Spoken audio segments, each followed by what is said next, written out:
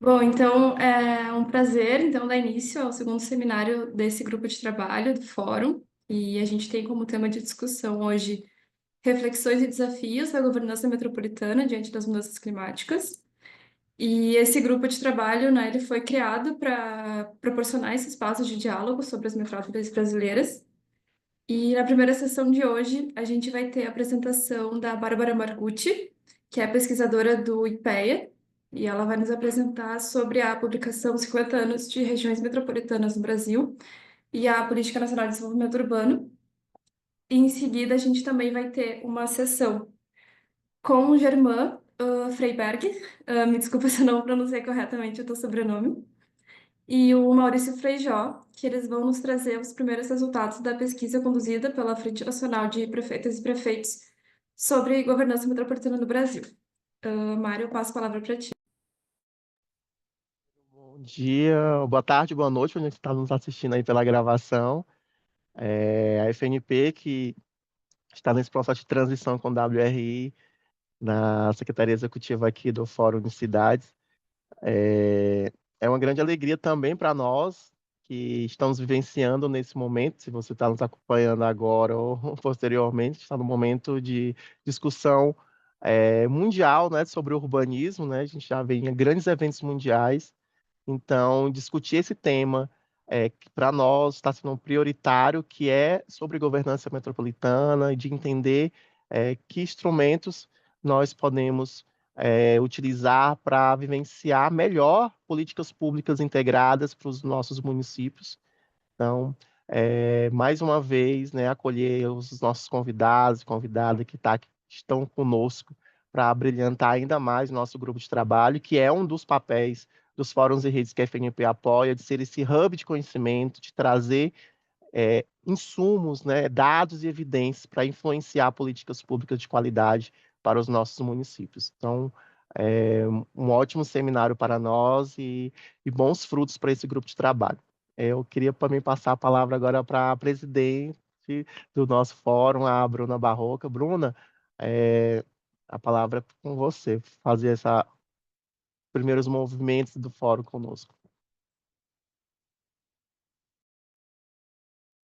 Olá, bom dia a todos, bom dia a todas. Primeiro, é um prazer agradecer em nome da Milena, WRI, do Mário, FNP, sempre pelo suporte e o acompanhamento junto ao Fórum de Cidades.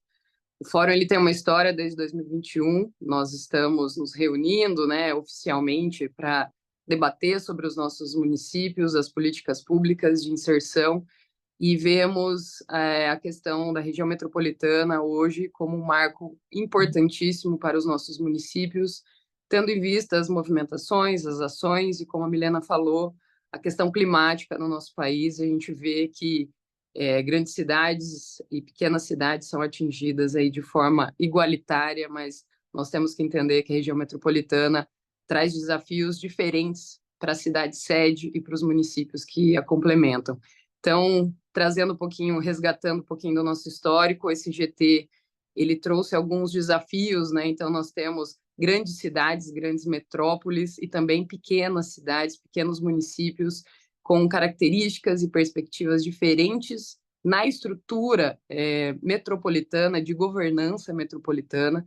Então, o assunto sempre foi em embasar como que os municípios poderiam se portar nisso e como nós conseguiríamos trazer uma dinâmica de informações que pudesse subsidiar a todos sem tirar e nem colocar nenhuma informação ou alguma perspectiva fora do alcance do ideal aqui trabalhado. Então, esse é um dos movimentos importantíssimos, né, Milena, que nós estamos fazendo. Agradecer a todos os especialistas que estão aqui hoje, que vão poder contribuir, e dizer que é só o início, né, Mário? Eu acredito que 2025 esse tema realmente se consolide. Eu estou aqui em Maringá, no Paraná, somos o município sede, né, da nossa região metropolitana e temos muitos desafios como uma cidade grande, mas a gente brinca, a cidade do interior aqui do Paraná com 410 mil habitantes, então é uma realidade diferente das grandes metrópoles, mas estamos tendo uma tratativa de governança junto ao governo do estado, então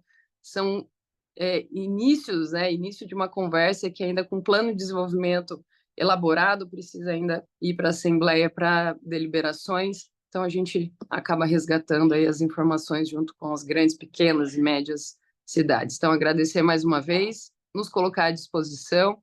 Mais uma vez, obrigada, FNP, Mário, WRI, Milena, pelo apoio sempre, e um ótimo evento a todos e a todas. Espero que possamos adquirir muitos conhecimentos hoje. Obrigada.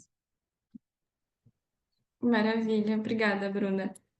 Então, para a gente começar a nossa primeira sessão, eu chamo a Bárbara Margutti. A Bárbara, ela é geógrafa pela Unicamp, mestre em Planejamento Urbano Regional pela IPUR, da UFRJ, e doutoranda pela Universidade de Brasília. Atualmente, a Bárbara é pesquisadora do IPEA. Ela atuou como coordenadora de estudos em desenvolvimento urbano. Foi responsável pelos projetos Atlas do Desenvolvimento Humano no Brasil, uma parceria entre o IPEA e o PNUD, e a Fundação João Pinheiro. Também atuou no mapeamento da vulnerabilidade social nas regiões metropolitanas brasileiras e também apoiou na elaboração da Política Nacional de Desenvolvimento Urbano em parceria com o governo federal. A Bárbara foi organizadora e coautora de dezenas de publicações, dentre elas o recém-lançado volume 6 da série Governança Metropolitana no Brasil, intitulado 50 anos de reflexões sobre regiões metropolitanas do Brasil e a Política Nacional de Desenvolvimento Urbano. Bárbara, a palavra é tua. Obrigada. Bom seminário para todo mundo. Bom dia a todas e todos. Eu sou Bárbara Margutti, eu estou aqui hoje representando o IPEA. Gostaria muito de agradecer o convite em nome do Mário, que foi quem fez o contato com o IPEA, para a participação desse evento, também da Milena e da Bruna, que abriu esse IGT. Saudar os colegas Maurício e Germán, que vão falar logo na sequência depois de mim, e todos os participantes desse grupo de trabalho. Falar sobre a minha satisfação, alegria mesmo de estar aqui e poder falar sobre esse tema. Né? A Bruna falou, esperamos que em 2025 esse tema se consolide. Eu estou esperando esse tema se consolidar desde 2012. Então, realmente espero que se consolide. Eu vou dar uma perspectiva aqui sobre o que a gente sistematizou no livro a respeito das mudanças climáticas. Então, isso potencializa a importância desse tema, né? A importância das cidades, das metrópoles, da participação dos gestores, do envolvimento, da mudança de pensamento, né? Num período de tantas transições demográficas, digital, climática, a gente tem que fazer uma transição na nossa mente também, né? Para se preparar para os novos tempos que já estão aqui, né? Eles não estão vindo, eles já estão, né? Eu vou compartilhar minha tela. Eu fiz um teste e deu certo. Agora vai dar também.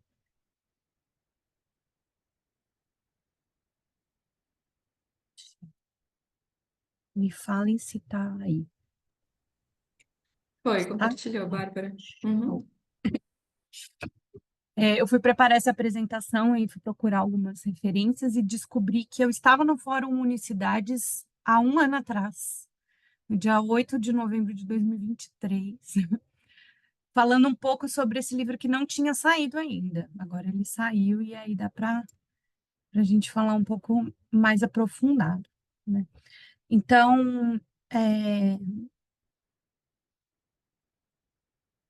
aqui, bom, vou dar um panorama do projeto primeiro. Então, o primeiro livro dele, ele sai em 2013, mas é um projeto Governança Metropolitana no Brasil, ele é um projeto um pouquinho anterior, começa em 2011, a partir de uma iniciativa do IPEA que chama Rede IPEA, que era um chamamento público naquela época de entidades, né, que gostariam de fazer parte de grupos de pesquisa, e ele tinha vários temas, tinha rede urbana, tinha governança metropolitana, tinha uma série de temas. E dentro desse chamamento vieram várias instituições, normalmente governo do estado, entidades metropolitanas, etc., para fazer parte desse grupo de pesquisa que naquele momento, né, há 10 anos atrás, 11 anos atrás, tinha como mote os 40 anos das regiões metropolitanas no Brasil, num contexto de Copa do Mundo no Brasil, Olimpíadas, etc. Então, quer dizer, esse contexto era um contexto também de grandes investimentos em infraestrutura urbana nas cidades. E, enfim, as metrópoles estavam pensando nas funções públicas de interesse comum, e as 3 primeiras publicações desse projeto são referentes a isso. Então, 40 anos de regiões metropolitanas, um livro dedicado às funções públicas de interesse comum, e um terceiro volume sobre estudos de caso que as próprias instituições parceiras achavam relevantes naquele momento, né?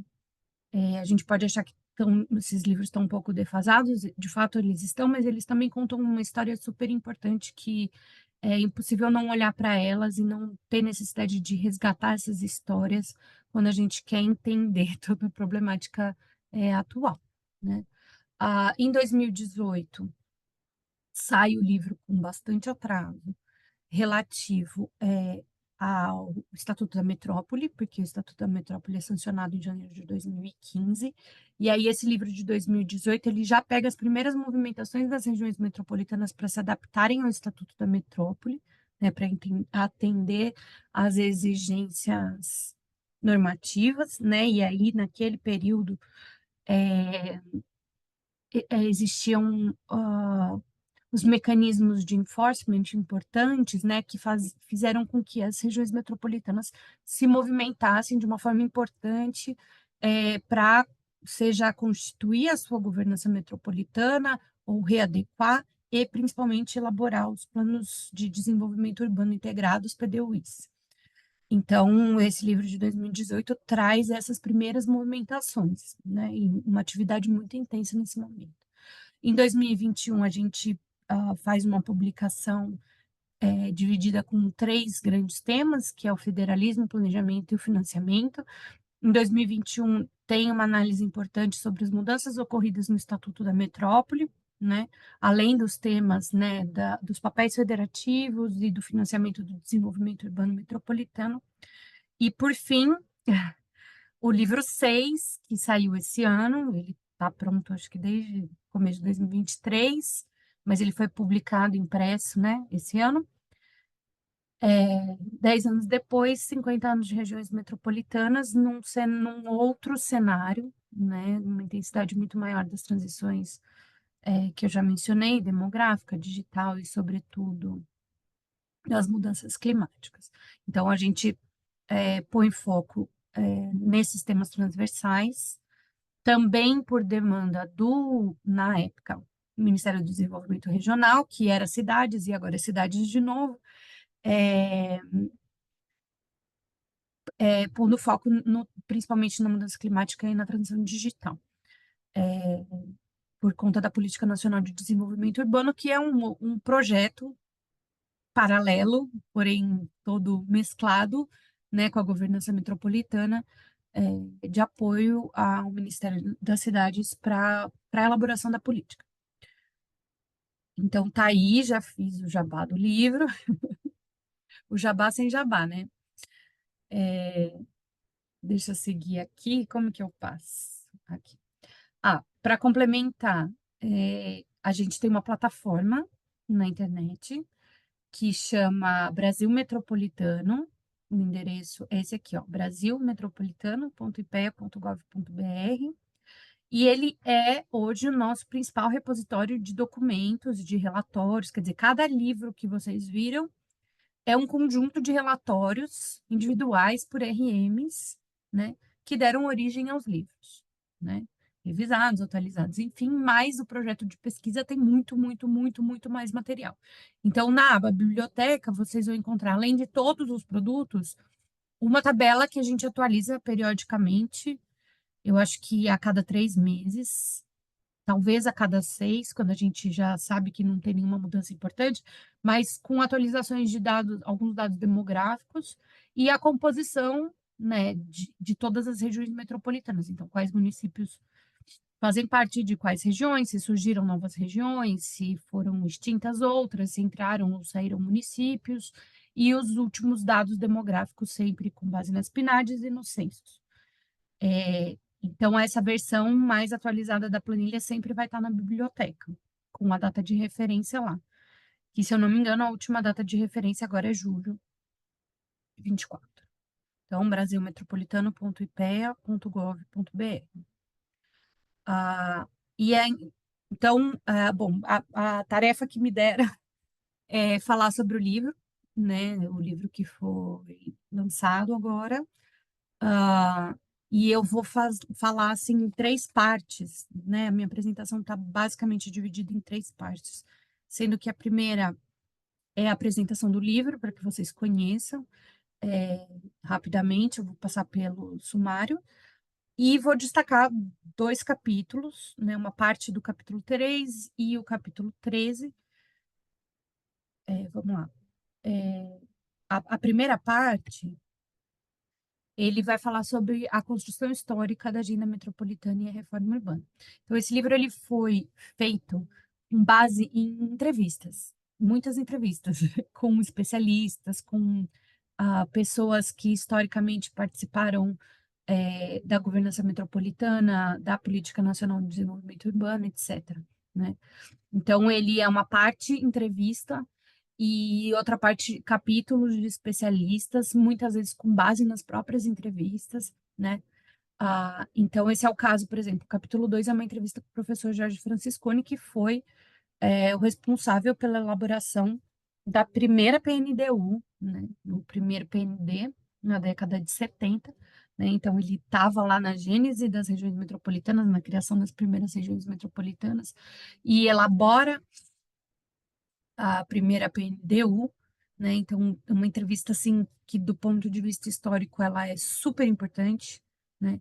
E na sequência ela vai compor o capítulo 3, que é um capítulo que se propôs muito ousado, muito abrangente para falar do passado até o futuro das regiões metropolitanas, mas ele parou em pé, né? Ele foi uma proposta minha com o Cleandro Krause, que é um colega do IPEA, parou em pé por conta dessa entrevista com o professor Francisconi, né, que traz um histórico importantíssimo, todo o nosso arcabouço de conhecimento do projeto da governança metropolitana, que fala sobre o processo, né, e também fruto do acompanhamento que o IPEA faz de todas as ações do Fórum Nacional de Entidades Metropolitanas, que é o FINEM, que se rearticulou em 2019, por iniciativa de entidades metropolitanas, de BH, de Curitiba e Recife principalmente, mas hoje tem muitas outras regiões metropolitanas dentro do FINEM. Então, o futuro das regiões metropolitanas a gente pode abarcar nesse capítulo por conta dessa visão dos gestores que fazem parte do FINEM. Tá? Mário, por favor, controla o meu tempo. Tá? Se eu estiver ultrapassando demais, eu vou tentar correr aqui, que eu acho que eu já falei muito. Então, aqui nesse capítulo 3, eu vou falar um pouquinho sobre essa parte específica do futuro das regiões metropolitanas. Seria interessantíssimo falar sobre o capítulo todo, mas não dá tempo. Então, eu convido vocês a baixarem, tem no repositório do IPEA o livro, tá? É só entrar IPEA Publicações e digitar 50 anos de regiões metropolitanas, que o livro já vai aparecer, vocês baixam ele todinho, gratuitamente. Só voltando aqui na parte 1, tem também entrevista com o professor Luiz César Queiroz Ribeiro, que é o grande cérebro por trás, pela frente, pelo meio do Observatório das Metrópoles, né, lá do IPU. Então, a entrevista com ele é super interessante, principalmente para falar sobre o período da redemocratização e a supressão do tema metropolitano da Constituição Federal e as consequências disso, e como que esse tema teve que voltar para a pauta e como ele voltou, né?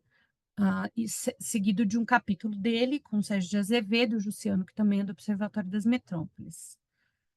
Na parte 2, a gente fala sobre governança interfederativa e financiamento metropolitano, com entrevistas também super legais com o professor Gerum, da UFABC, né, que fala sobre federalismo, principalmente. O professor Gerardo Silva, também da UFABC, vai falar do papel dos estados na governança metropolitana. Tem uma entrevista com o atual prefeito de Belém para falar um pouco sobre a perspectiva amazônica, né, da governança metropolitana, e um pouco sobre financiamento com o Fernando Rezende, que é ex-presidente do IPEA, e é bem interessante, né, a discussão sobre federalismo e financiamento que o Rodrigo faz na sequência. Na parte 3 do livro, então, é onde a gente entra com os temas transversais. Na PNDU, a gente tem mais temas transversais do que os que a gente trouxe nesse livro. Então, no livro a gente traz mudanças climáticas, transformação digital, mas tem também a transição demográfica, que é importantíssima, né? A gente traz também segurança pública e desenvolvimento econômico local na PNDU. Aqui é só... A gente tem essa entrevista com Carlos Nobre, que é o nosso climatologista brasileiro, conhecido mundialmente, que vem dando notícias bastante alarmantes, que eu vou tratar um pouco, né, com base nesse texto e também com uma participação dele no seminário do IPEA que aconteceu em setembro. E por fim, a transformação digital, não vamos entrar nisso, com uma entrevista com a professora Regina, da UFMG. E aí, então, o foco vai ser mudanças climáticas. Então, já apresentei o livro, número 1, vou falar um pouquinho sobre o futuro das regiões metropolitanas. Então, falar sobre o futuro tem como base a entrevista que a gente fez com a Mila Correia da Costa, que na época era presidenta do FNEM. Desde 2019, eles reativaram o FNEM até 2022, se eu não me engano. 2023, a presidência do FNEM passa para o Gilson Santos, que é também presidente da AMEP, da Agência Metropolitana do Paraná, né? Então, bem rapidamente, como desafios, essa entrevista da Mila traz uma perspectiva que é do FNEM, que vai falar, por exemplo, dos desafios de natureza política, né, que saltam aos olhos, né, quando você tem divergências de partidos, né, e de interesses. Esses conflitos e divergências, eles operam contra, né, a própria cooperação e a gestão da governança interfederativa, né? E quebra no meio do tempo ali um planejamento, projetos que foram implementados, etc. Talvez até Germán e Maurício falem um pouco mais sobre isso, né? Outros desafios, a articulação dos entes para efetiva governança interfederativa. Então, entender os interesses comuns e o enfrentamento comum é um ponto importante, né? O fato do sistema político eleitoral brasileiro ter essa ruptura a cada 2 anos, né? Ou eleição presidencial, ou eleição de governador ou de prefeituras, né? Isso faz com que as articulações políticas que são feitas, né? E é uma coisa delicada, é uma coisa minuciosa, é uma coisa de formiguinha, muitas vezes pode se perder, né? Nessas passagens de períodos eleitorais, né? Então, o que a Mila chama nesse movimento diplomático, né? Que é conversar com cada prefeitura, construir a cooperação, né? Isso pode ser quebrado, né? A falta do que, em geral, se chama de cenourinha, então, o próprio Estatuto da Metrópole tem o fundo vetado, né? Então, a inexistência de um fundo, de uma fonte de recurso, de uma coisa que gere confiança nos municípios para participar dessa gestão, é também uma coisa que é importante, é também um desafio, né? E o FNEM aponta como pontos importantes para avançar na pauta metropolitana, né, daqui para frente, né, aí falando de futuro, reformar, entre aspas, acho que não é a melhor palavra, mas dar uma olhada no Estatuto da Metrópole no sentido de reconstituir o Fundo Metropolitano, né, um envolvimento mais intenso da União para apoiar a elaboração dos planos de desenvolvimento urbano integrado, né? Um maior envolvimento também da Comissão de Desenvolvimento Urbano, e o FNEM tem ações para fomentar essa participação, né? E uma questão operacional que, em geral, trava muito a efetivação do Plano de Desenvolvimento Urbano Integrado, que é a necessidade dele ser aprovado nas assembleias legislativas. Então, ele passou por todo um processo que, em geral, é bastante técnico e acadêmico, muitas vezes, passa pela validação da estrutura da governança, né? E ele ainda tem que ser aprovado dentro da Assembleia Legislativa, que, em geral, é o ponto onde tudo trava, né? Ele é embargado, exigem enfim, a inserção de um município novo, como aconteceu no Rio de Janeiro, que pediram para inserir Petrópolis, aí você tem que fazer o estudo todo de novo, então você perde os ciclos políticos, as revisões dos planos diretores, etc., né? Então, fica esse questionamento aí por parte do FINEM, né, sobre a necessidade de aprovação do plano metropolitano nas assembleias legislativas. Não sei como está meu tempo, mas falando um pouquinho sobre mudanças climáticas, a gente tem, então, aqui no capítulo 13, na parte 3 do livro, no capítulo 13, a entrevista com o climatologista Carlos Nobre. Vou tentar falar um pouco mais devagar, porque eu acho bem importante essa parte.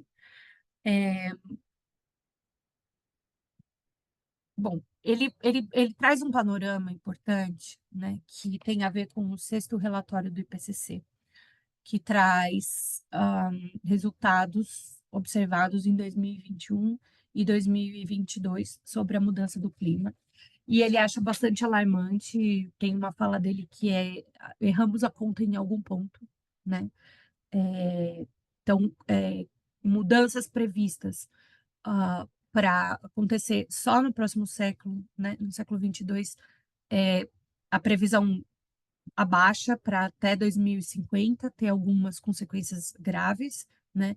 Atingimento de pontos de não retorno nas mudanças climáticas, e no livro essa perspectiva do papel das cidades, né? Dos impactos nas cidades e o papel das cidades na adaptação, na mitigação e na redução de emissão de gases. Quer dizer, o professor Carlos Nobre é a pessoa que há menos de 24 horas atrás, na COP29, disse que nós estamos a caminho de um suicídio planetário.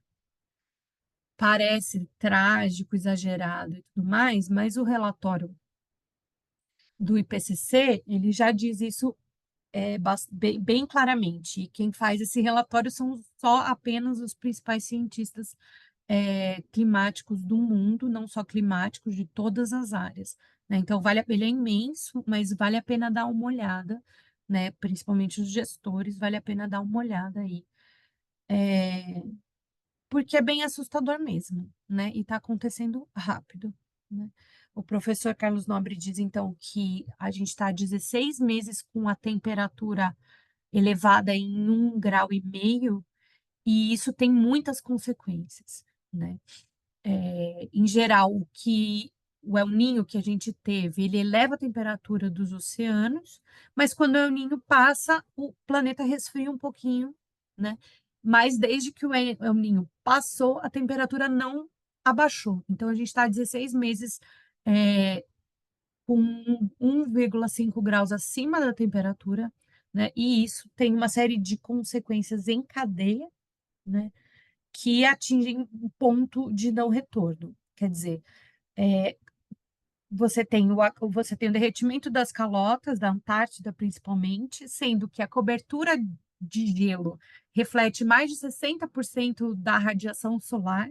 Então, se você perde o gelo, você perde 60% da radiação, então você tem mais aquecimento dos oceanos, né? E mais derretimento, então a gente corre o risco de tanto a Antártida quanto a Groenlândia derreter todo o gelo, né? E esse gelo, mesmo quando o planeta resfria um pouco, ele não volta a patamares de congelamento como os anteriores, né? Isso eleva o nível dos oceanos, e isso mata o ecossistema marinho, principalmente, muda as latitudes de produção de alimentos, de florestas, pode causar savanização da Amazônia, né? E ele vai dizer que, então, o principal mecanismo é a retirada dos gases de efeito estufa, principalmente o CO2, da atmosfera, que é a captura de CO2. E isso é possível através do reflorestamento, né? A meta da COP28 a gente não atingiu, né, que era reduzir as emissões de gases de efeito estufa. Então, a gente está num caminho não bom de redução, né, não satisfatório, né? Até 2050, a gente deveria reduzir em 43% as emissões, é impossível zerar, mas é preciso reduzir, né? Então, a gente está falando de duas grandes coisas importantes para se pensar do ponto de vista das cidades, que é, sobretudo, né, na escala metropolitana, que é onde estão concentradas as pessoas, o alto risco, né, as principais vulnerabilidades e também as maiores emissões de gás de efeito estufa e a retenção de calor, né? Porque que as regiões metropolitanas são importantes? Porque elas próprias produzem a própria mudança climática através das ilhas de calor, né? Então, a retirada da cobertura vegetal. Isso não é novo, né, gente? A gente ouve falar sobre isso há muito tempo, mas a grande diferença do momento é que isso tem que mudar agora, senão não vai dar mais tempo, né? É o suicídio climático que o professor fala. Então, a impermeabilização do solo pelo asfaltamento, muito concreto, a retenção de calor durante o dia, né?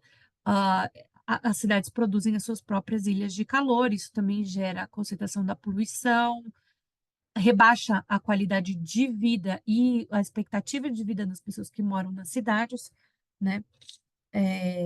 Então, a interface está justamente a interface, né, entre mudanças climáticas e governança metropolitana está justamente na gestão das funções públicas de interesse comum. Então, ações precisam ser tomadas do ponto de vista da transição energética, porque o principal emissor de gás de efeito estufa nas cidades é o transporte, né? Caminhão, ônibus, carro, etc., né? Então, a transição energética, ela exige cooperação interfederativa nas regiões metropolitanas, não tem como ser diferente, né? Outro ponto importante é o reflorestamento, né, que vai proporcionar a captura de CO2, né? Mas, para além do reflorestamento, a gente tem que pensar a preservação do que já existe, né? E hoje nas nossas cidades a gente tem o espraiamento urbano, a ocupação de áreas de mananciais, né? A remoção de áreas, perdão, a remoção de áreas verdes, etc. E tudo isso precisa ser contido de alguma maneira, né? E a produção de alimentos para consumo nas bordas das regiões metropolitanas deveria contemplar a agricultura regenerativa, que também é um importante captador de CO2, tá? O que mais? Vamos lá. Então, tem várias questões que são funções públicas de interesse comum, quer dizer, as funções públicas de interesse comum são aquelas questões setoriais que são de interesse de todos os municípios que fazem parte da região metropolitana. Então, aí a gente está falando de saneamento ambiental, da ocupação dos mananciais, de recursos hídricos, da localização da produção industrial, a própria produção de alimentos, o espraiamento urbano, que leva a cidade para lugares mais longínquos, que exige mais transporte, que exige mais rede, moradias que não são seguras, né? E moradias que não se sustentam, porque mesmo que você tire pessoas da área de risco e realoque essas pessoas para lugares longínquos, não resolve, as pessoas retornam, né? A gente precisa ter cidade no entorno dessas pessoas para que tenha uma fixação efetiva, né? Uma mudança efetiva da passagem dessas famílias, populações, domicílios para lugares seguros, sem risco, né? Enfim. E aí, bom, o transporte público, ele é um dos principais, assim, é o setor-chave, né, para a redução de emissão de gases de efeito estufa, que eu acredito, tudo que o professor Carlos Nobre fala também, que é um ponto-chave muito importante para transformações, né? Para a grande contribuição das cidades e metrópoles para desacelerar as mudanças climáticas, o aquecimento do planeta, né? É isso. Aí, esses pontos, acho que eu já falei, né? As maiores emissões. 5 minutos, tá, Bárbara? Oi? 5 minutos. Não, já acabei. Então, as maiores emissões vêm do transporte movido a combustíveis fósseis, então, ações importantes, relevantes, a eletrificação da frota, a construção de anéis rodoviários para tirar caminhões de dentro das cidades, né? E habitação seguras e bem localizadas aí já do ponto de vista da mitigação e adaptação, né? Pensar a habitação como adaptação climática. Aqui eu pus esse slide só para vocês terem como referência para buscar a participação do professor Carlos Nobre no seminário de 60 anos do IPEA. Aconteceu no dia 18 de setembro de 24. É só entrar no YouTube do IPEA e digitar IPEA 60 anos e dia 2, isso é importante para achar o vídeo, e procurar o dia 2. E aí vai ter esse seminário que ele deu, que, claro que tudo isso que eu pincelei muito mal, ele detalha, né? E dá para entender direitinho assim o encadeamento de todas essas consequências do aquecimento do planeta, né? Como uma consequência encadeia na outra e a gente atinge os pontos de não retorno, né? E um grande pessimismo, uma grande preocupação nesse sentido de ou é agora ou é nunca, né? E não sei se vocês estão acompanhando as notícias da COP29, o clima é esse também. É isso. Desculpa, falei muito, falei rápido, mas qualquer coisa no debate a gente pode esclarecer. Obrigada. Obrigado, Bárbara. Foi no tempo certo, não faltava 1 minuto ainda. Eu tinha reservado para você. Uau, isso é inédito na minha vida. Milena, Obrigada. nada. Obrigada, Bárbara. Foi bem interessante conhecer um pouco mais sobre a publicação. A gente chama agora a apresentação da Frente Nacional de Prefeitos e Prefeitos. Mário, eu gostaria de apresentar os pesquisadores? Pode fazer isso, Milena, que Claro, posso sim. agradeço. Capaz. A gente tem aqui, então, para fazer a apresentação, né, da pesquisa que está sendo desenvolvida pela Frente Nacional de Prefeitas e Prefeitos sobre governança metropolitana no Brasil. O Germán Freiberg, que trabalha 20 anos com planejamento e políticas de transporte urbano, desenvolvendo projetos e planos de mobilidade urbana sustentável e sistemas de transporte público em diferentes países, incluindo o Brasil, México, Argentina e Uruguai. É formado em Engenharia Civil na Escola Politécnica da Universidade de São Paulo, com mestrado em Engenharia de Transportes pela mesma instituição.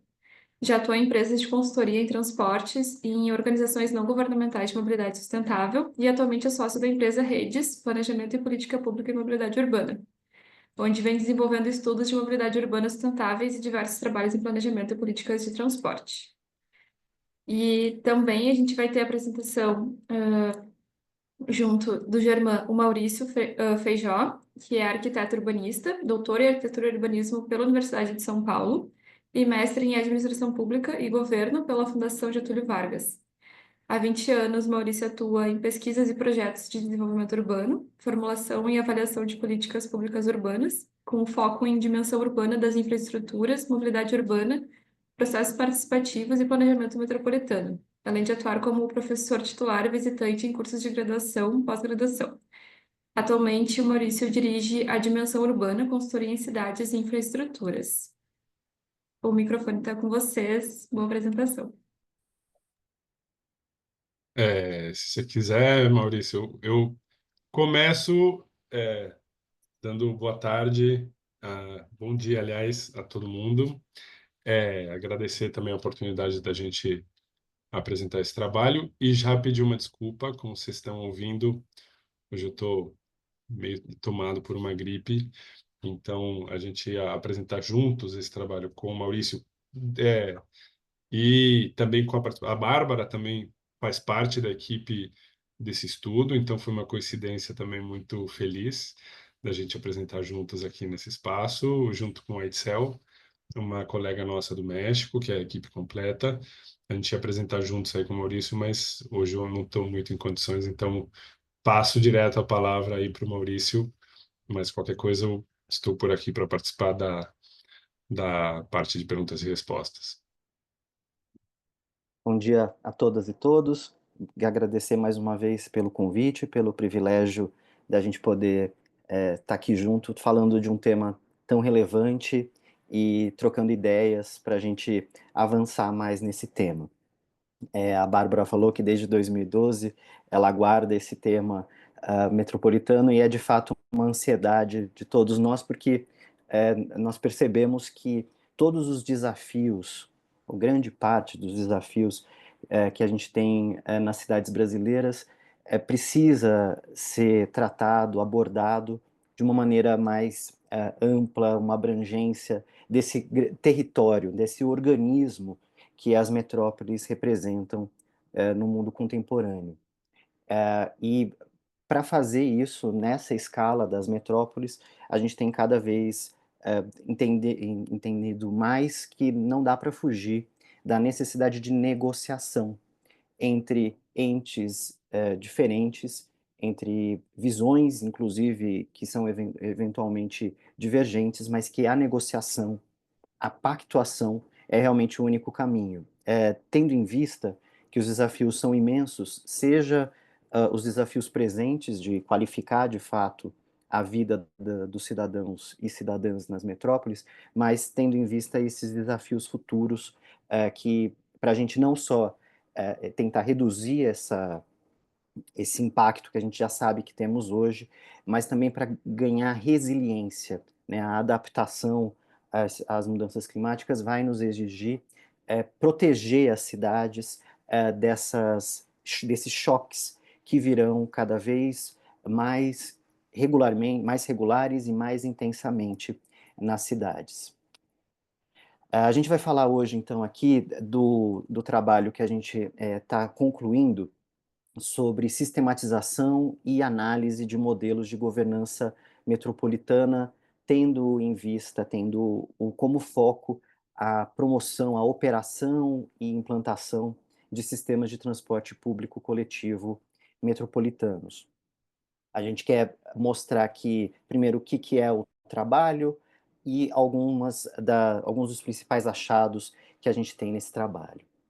Evidentemente, qualquer trabalho que vá se debruçar sobre as metrópoles brasileiras precisa entender minimamente qual que é esse marco jurídico normativo brasileiro que organiza e que dá as bases, as referências jurídicas para tentativas de promoção de governança metropolitana. É evidente que não dá para a gente não falar da Constituição brasileira, que previu a criação de regiões metropolitanas a cargo dos estados, que posteriormente o Estatuto da Metrópole trouxe novos instrumentos, com destaque para o Plano de Desenvolvimento Urbano Integrado, como o principal instrumento para a promoção de planejamento metropolitano e de criação das bases para o desenvolvimento e oferta das funções públicas de interesse comum. A questão que se apresenta desde o Estatuto da Metrópole e que segue pertinente é que este é um país muito heterogêneo.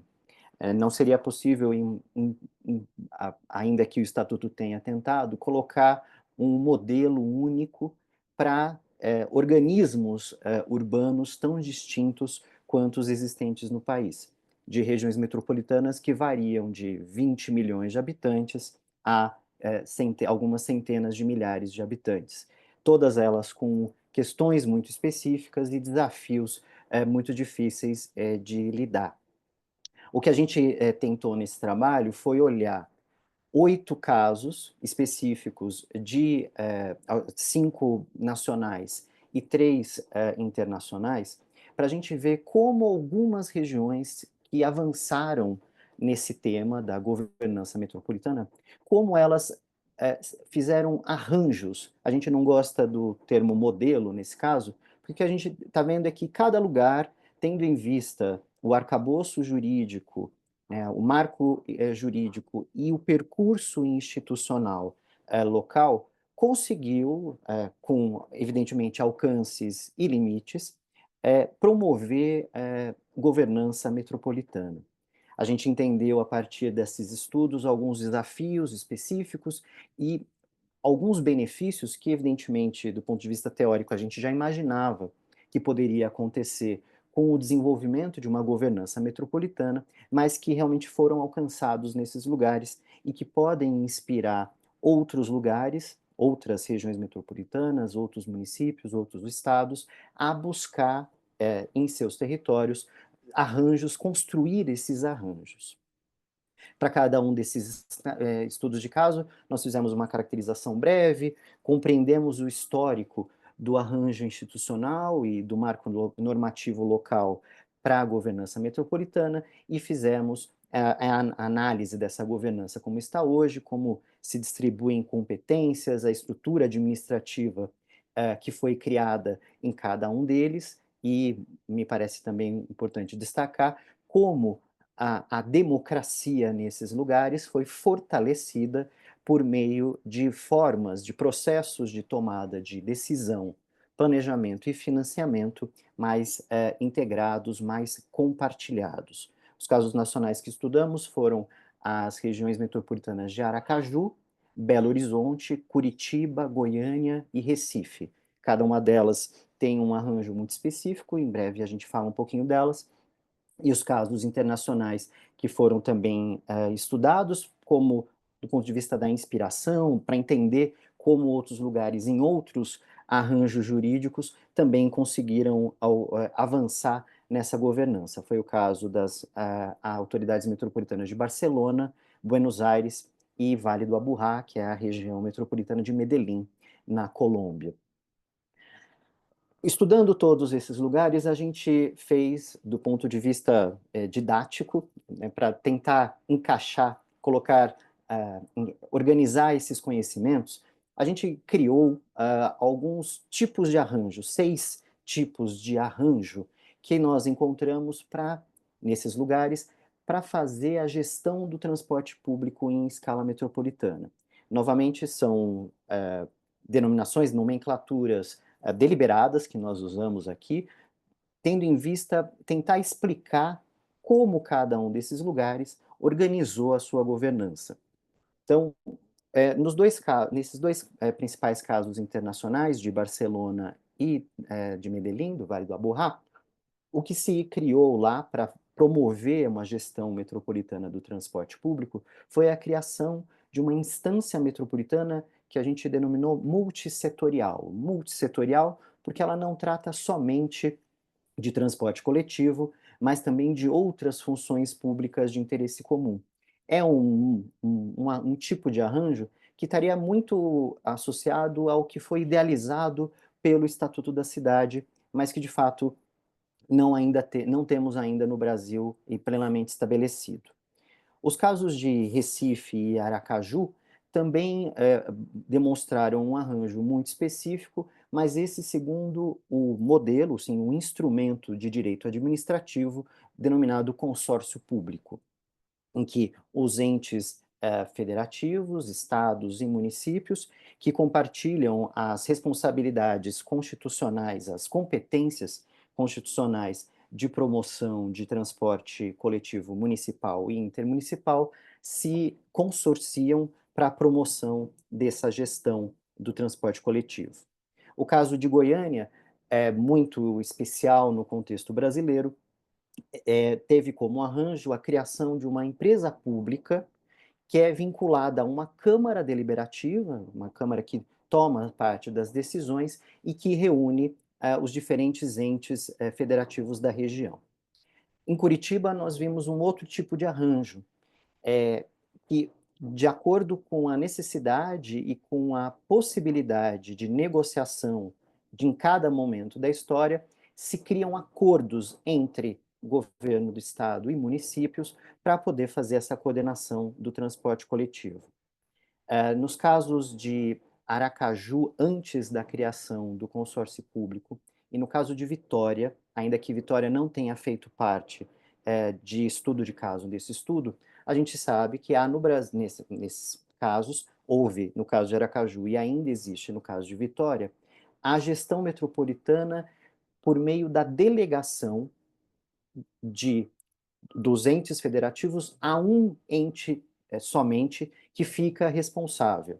Então, no caso de Aracaju, até 2022, tanto o governo do estado quanto os outros 3 municípios da região metropolitana haviam delegado à capital, Aracaju, a governança do transporte, a operação, o planejamento, todas as responsabilidades para o transporte coletivo metropolitano. Isso mudou em 22 com a criação do consórcio público na região metropolitana de Aracaju.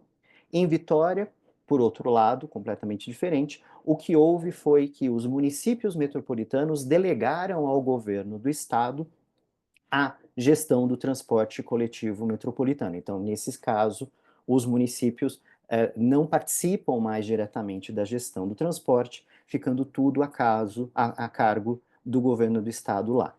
No caso da região metropolitana de Belo Horizonte e de Buenos Aires, nós percebemos já um outro arranjo, um arranjo em que há gestão fragmentada. O que isso quer dizer? Dependendo da função pública de interesse comum ou do tipo de transporte, cada um dos entes divide responsabilidades de uma maneira distinta, construída e destruída ao longo do tempo. O que eu queria destacar aqui sobre esses arranjos, então, sobre esses tipos de arranjo, vale a pena a gente retomar aqui só para fixar um pouco melhor.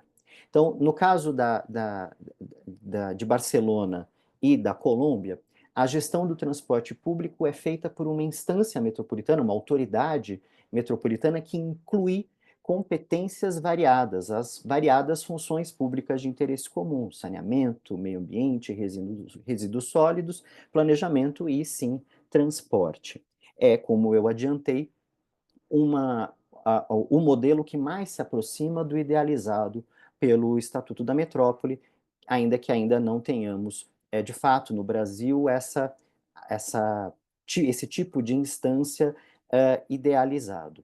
E eu uso a palavra idealizado aqui porque ela é, na teoria, aqui, não só na teoria, mas nesses casos que a gente verificou, é de fato um modelo que permite uma integração das diferentes instâncias de planejamento, das diferentes temas de planejamento público que precisam, sim, se conversar, seja o planejamento urbano, que indica áreas de desenvolvimento ou áreas de restrição à urbanização, o transporte, que estrutura e viabiliza esse crescimento urbano, seja do ponto de vista da extensão do território, seja do adensamento, e as integrações com as outras diferentes políticas públicas nesses casos.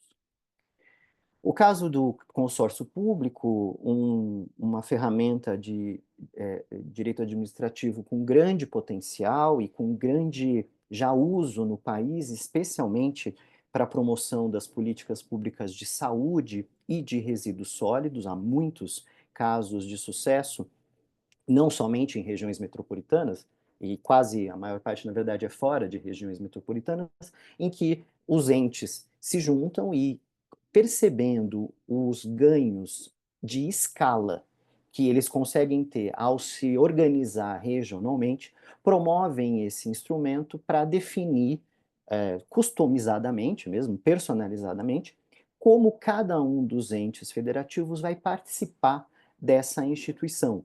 Se prevê a vantagem do consórcio público que a gente tem visto nesses casos, e nesses 2 casos de consórcio por o transporte coletivo, é que cada região, de acordo com a capacidade, seja técnica, seja financeira, de cada um dos entes, e a capacidade política também, evidentemente, de acordo com a capacidade de cada um desses entes, se formaliza por meio de um contrato como cada um vai participar. O que é interessante também é que essa participação garante, ou no desenho dessa participação, garante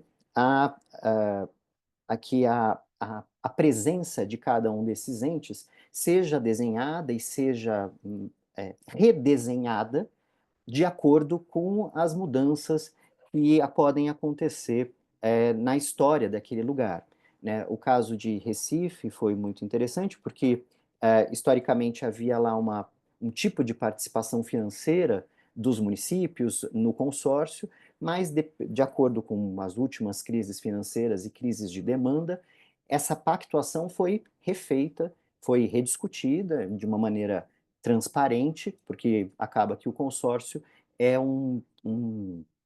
uma instância que permite o diálogo.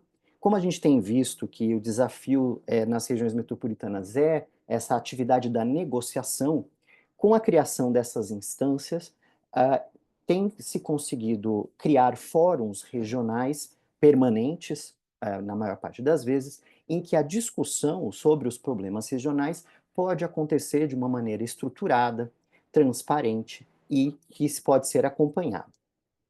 O caso de Aracaju é muito interessante, porque foi uma iniciativa dos prefeitos metropolitanos que se reuniram e conseguiram criar uma instância, uma nova institucionalidade, com negociação, com percepção de ganhos e também de perdas, mas, como toda negociação, ela permitiu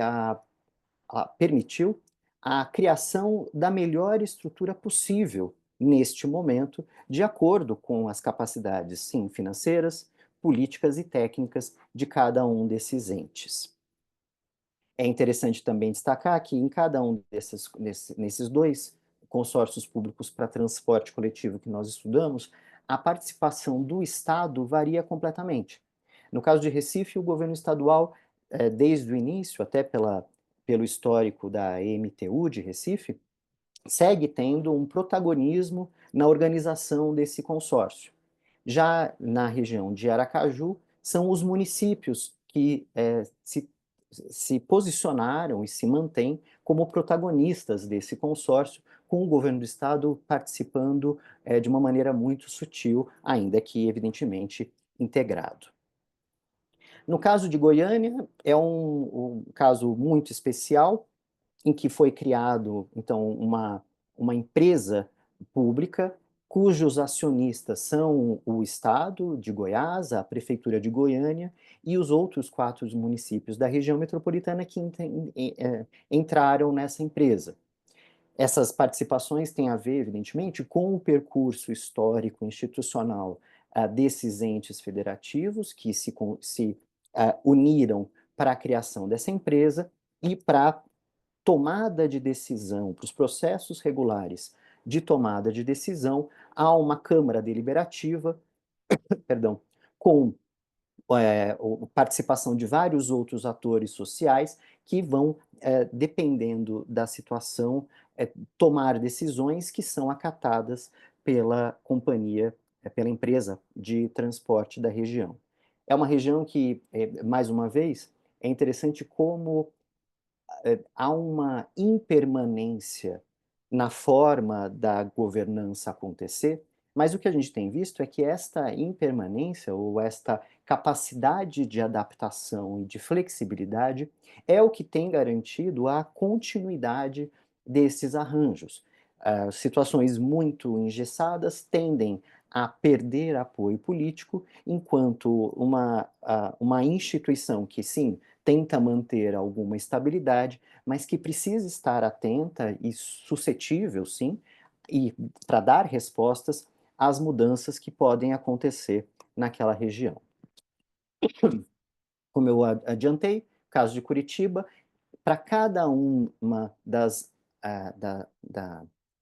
iniciativas que são necessárias à promoção do transporte coletivo lá, são utilizados outros instrumentos da administração pública, seja convênios, protocolos de intenção, outras formas de acordo, né, de pactuação transitórias, inclusive, tem tudo prazo para começar e terminar, e que depois, se der certo, essas iniciativas podem ser renovadas, E mostra, o exemplo de Curitiba mostra, é que a capacidade de diálogo entre os entes federativos, seja para pressionar aquela autoridade por mudanças, seja para promover novos serviços e novas integrações, expansões da rede, mudanças tarifárias, tudo isso precisa, no caso de Curitiba, fica evidente que esta atividade da negociação, do diálogo, do congraçamento dos entes federativos, dos governantes que regularmente estão, sim, sendo trocados, é parte de uma democracia viva, ter esta alternância, variadas alternâncias, mas a criação, a formação de um fórum em que o diálogo e que a criatividade para uso desses instrumentos administrativos tem se mostrado fundamental. E, como eu já adiantei, ainda que Vitória não faça parte desse estudo atual, existe também no país este arranjo, esse modelo não, esse arranjo, essa forma de trabalhar o transporte coletivo por meio da delegação. Então, no caso de Vitória, o que acontece é o governo do estado tocando tudo. E, no caso, a situação, o sexto arranjo é o não arranjo, mas é essa gestão fragmentada, ou seja, cada ente federado opera os seus próprios sistemas, né, os governos estaduais operam seus sistemas intermunicipais metropolitanos, os municípios operam seus sistemas municipais e, dependendo da sorte ou do tipo de acordo que historicamente existe naquele lugar, pode haver alguma integração tarifária, algum tipo de integração operacional, mas que ainda essa gestão fica totalmente fragmentada, sem a existência de fato de uma autoridade ou de uma instância que está sempre a cargo de fazer essa mediação. No caso da gestão fragmentada, é um prefeito que isoladamente procura um governador, ou um prefeito que procura um prefeito vizinho, e isso vai sendo feito de forma fragmentada. Essa é a situação predominante no Brasil, e evidentemente com muitos ônus para os usuários, especialmente para os usuários que têm que arcar com dificuldades como falta de integração tarifária, percursos negativos, deslocamentos não muito racionais. Então, esse é o quadro predominante, não preciso me aprofundar nesse tema, todos conhecem. O que a gente, a partir desses estudos, compreendeu como os principais benefícios associados ou decorrentes de uma governança metropolitana mais estruturada, em qualquer um dos arranjos que a gente viu que conseguiram promover iniciativas, conseguiram avançar nessa integração. A gente, novamente, para fins didáticos, de maneira deliberada, organizou esses benefícios em 3 grandes grupos. Primeiro, os benefícios para os usuários do transporte público.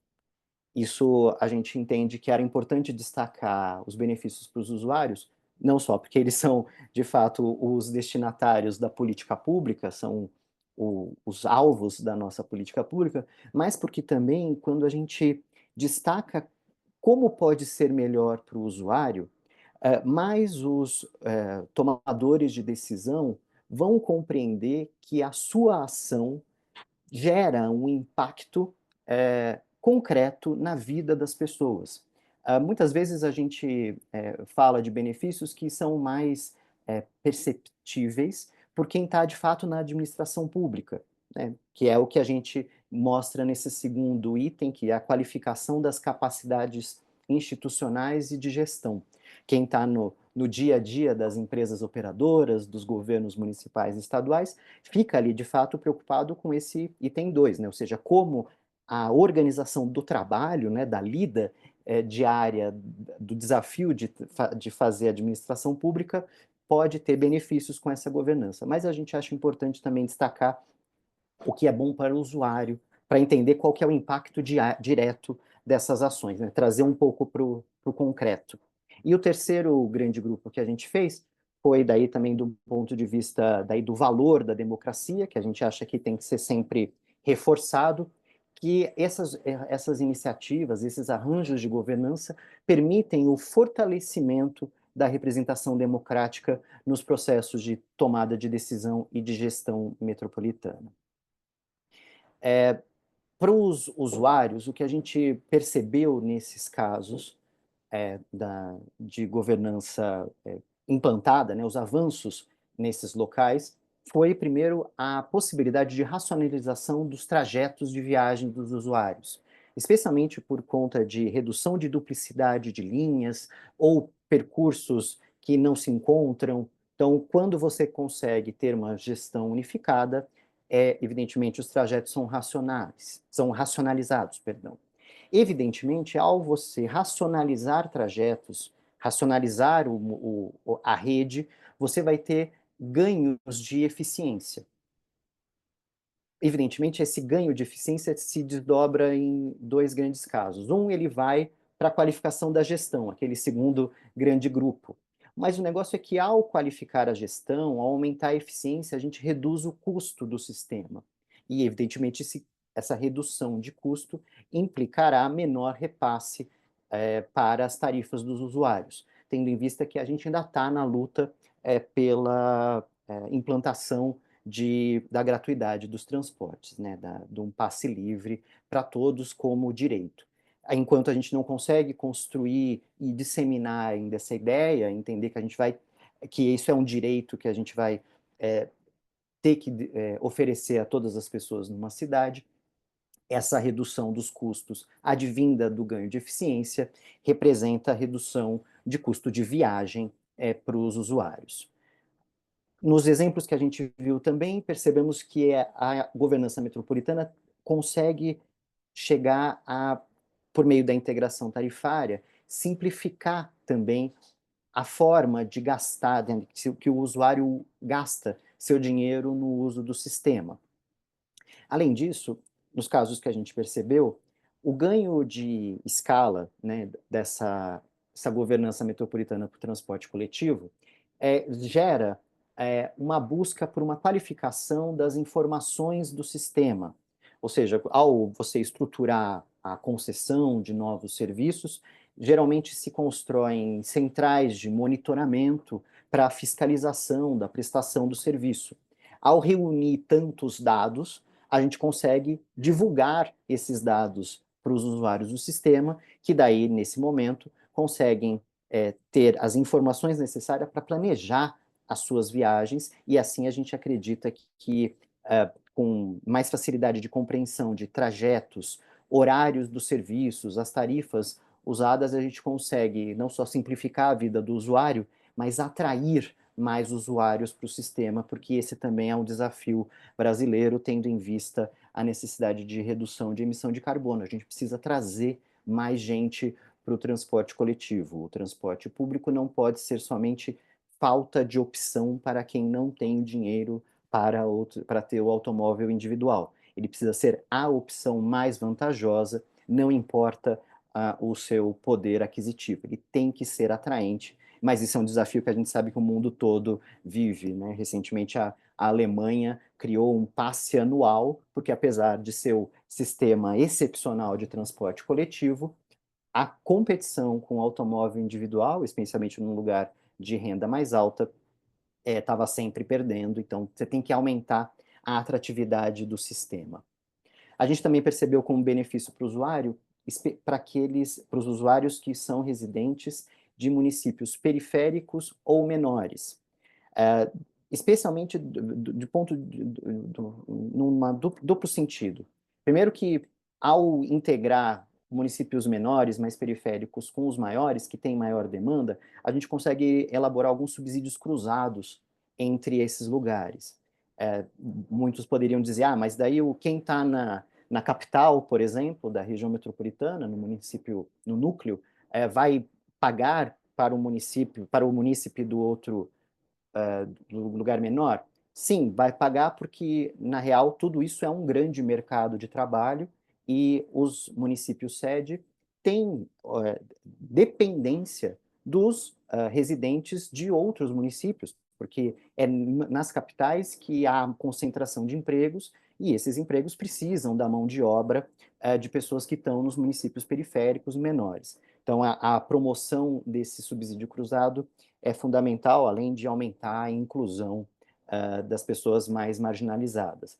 E, além disso, a gente percebeu que, ao participar desses arranjos metropolitanos, municípios que não têm, inclusive pelo seu porte, acesso a capacidades técnicas muito desenvolvidas, né? A gente sabe que a criação de um órgão técnico não acontece da noite para o dia, né? Ela implica muito tempo de consolidação de carreiras, de criação de bases de dados, de procedimentos técnicos. Então, quando o município menor entra num arranjo metropolitano, ele começa a acessar o melhor da técnica de planejamento de transportes, de operação de sistemas de transporte que existe naquela região. Então, há uma redução da desigualdade.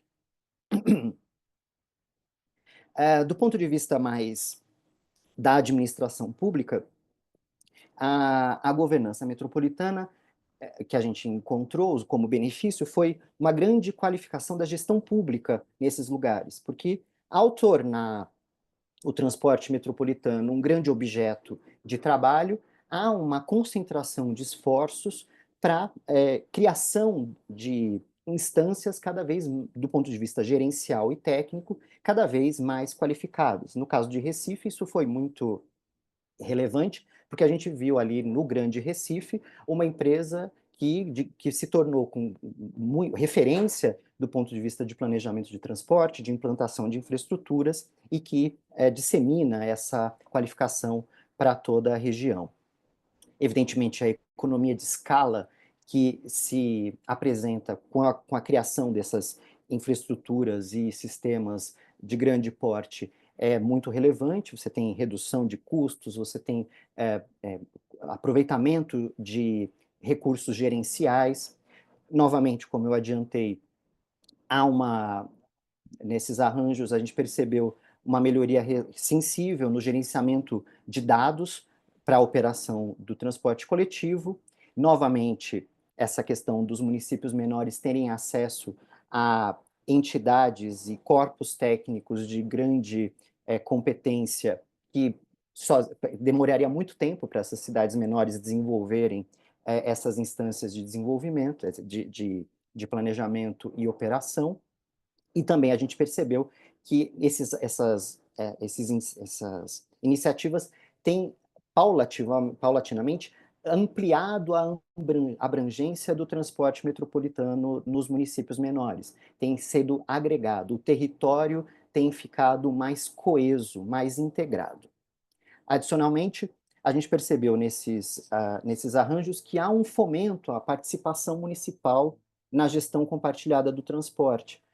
Os modelos históricos, muito concentrados nos governos estaduais, para a gestão metropolitana, especialmente nos consórcios públicos, a gente percebeu que os municípios estão participando mais. Evidentemente, eles têm limitações por conta, novamente, dos seus corpos técnicos, das burocracias locais que não receberam recursos historicamente e que estão começando agora a se desenvolver, mas há uma maior democracia nessa gestão. Os arranjos têm mostrado, como eu já adiantei, grande flexibilidade para poder se adaptar a mudanças. Há claramente um fomento a uma continuidade, ganho de legitimidade e certa estabilidade nas instituições que têm sido criadas. E é muito interessante que, apesar das crises, as crises não estão levando a pressões pela dissolução dos arranjos metropolitanos. Ao contrário, as crises têm reforçado o papel dessas instâncias, ainda que elas tenham que ser pontualmente alteradas, adaptadas às mudanças. Então, não há uma contestação da existência de um consórcio. Há a contestação do modelo atual do consórcio, mas são modelos que permitem essa alteração de acordo com alguma mudança de contexto. A gente também percebeu que essas regiões, por conta da estruturação mais forte dessas instâncias, estão conseguindo se adequar as condições que são colocadas regularmente pelos agentes financiadores, especialmente agências multilaterais, que têm padrões de exigência, de gerenciamento, de governança, elas conseguem se adequar e, portanto, acessar linhas de financiamento para o desenvolvimento. E duas questões que são ainda muito incipientes, mas que a gente vê potencial, que é que, ao estabelecer esses espaços de diálogo, outras funções públicas de interesse comum, além do transporte coletivo, podem começar a ser discutidas nesses lugares. Afinal de contas, se você criou um fórum que reúne regularmente os prefeitos daquela região, eles vão lá originalmente para falar do problema do ônibus, mas eles acabam podendo levar outras questões e futuramente podem ser, a gente acredita que essas entidades podem ser a semente, né, o germe daquela institucionalidade idealizada pelo Estatuto da Metrópole, que integra outras funções públicas de interesse comum e, a partir daí, promover desenvolvimento econômico regional.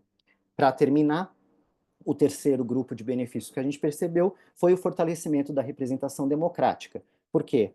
Essas instâncias que promovem o transporte metropolitano são, geralmente, né, nos casos que a gente vê, tem os processos de tomada de decisão colegiada, ou seja, todo mundo tem que se reunir, votar, tem a capacidade, a possibilidade de negociação, de imposição de vetos. Tudo isso pode fomenta uma gestão mais democrática, menos tecnocrática para os transportes. Ainda que a técnica nesses espaços tenha sempre um papel fundamental. Essas organizações que nós vimos têm o apoio, o embasamento técnico de corpos técnicos, de burocracias bem organizadas, bem formadas, com bom acesso à informação, com possibilidade de contratação, inclusive, de estudos, consultorias, e esses estudos estão apoiando essas decisões, esses processos de tomada de decisão, para manter os valores democráticos nas tomadas de decisões. Ou seja, a técnica nesses lugares não tem se imposto como o único elemento de tomada de decisão. Ela apoia, ela fornece subsídios para que democraticamente as pressões políticas possam acontecer iluminadas pelas informações que essas instituições criam. E, mais uma vez, entender que esses arranjos são, na verdade, a criação de espaços que, com o tempo, esperamos, se fortaleçam como lugares de negociação, de pactuação e de refazimento, sempre que necessário, desses pactos e dessas negociações realizadas. Eu agradeço muito pelo tempo de vocês, pela atenção, e seguimos aí para conversar um pouquinho mais.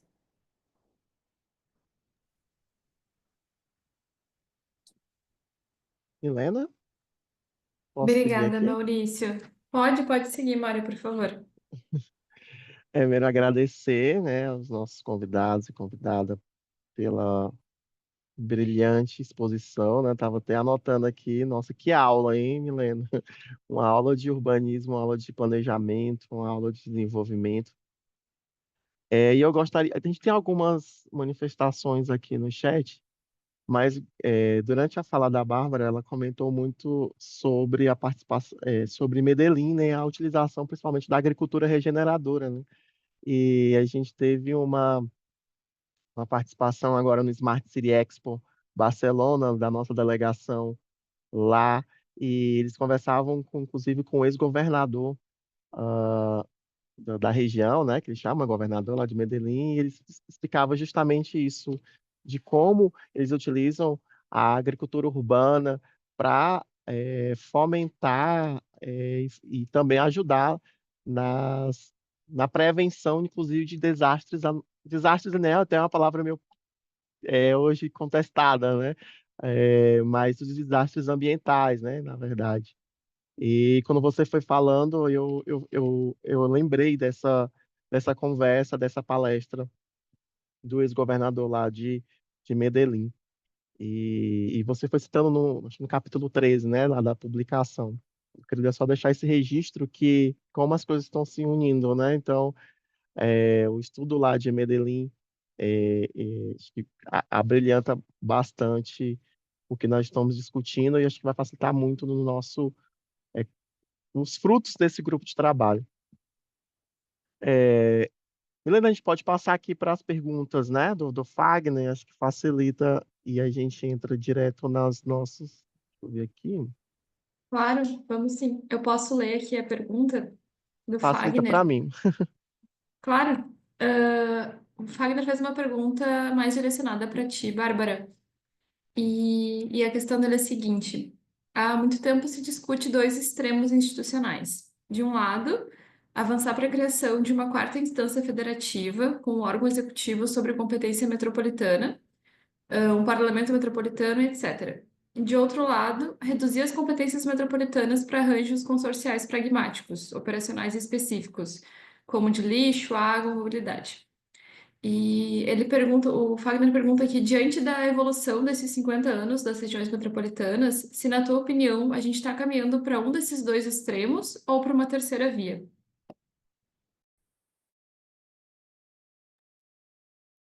Eu vou pedir duas desculpas. Uma que tem uma obra aqui no meu vizinho, não sei se está atrapalhando. Não está Desculpa. atrapalhando. E a segunda é que eu não estou muito diferente do Germán. Eu estou bem resfriada, então perdão pela voz de pato rouco. Sobre a pergunta do Fagner, obrigada, Fagner, por essa pergunta. Ela era uma pergunta nossa também, no começo do trabalho da FNP. Você perguntou para mim, mas o Maurício já respondeu na apresentação dele de alguma maneira, né? Eu acho que não, o que a gente tem observado, principalmente, né, em função desse estudo da frente, é que não existem só duas soluções, né? Primeiro, você fala de um quarto, como é que é aqui? Qual é o termo? Uma quarta instância, né? Pode ser uma instância, mas não é um quarto ente, né? Não vai ser municípios, Estado, União e metrópole. Não, não é um quarto ente, né? Mas pode sim ser uma instância. Então, a gente tem aí o exemplo que a gente observou no estudo da Frente Nacional dos Prefeitos, 5 modelos diferentes, né? 5 possibilidades. E todas elas são legais, são abarcadas, abraçadas pela Constituição e pelo Estatuto da Metrópole, né? Todas são viáveis, não existe impedimento jurídico para nenhuma delas.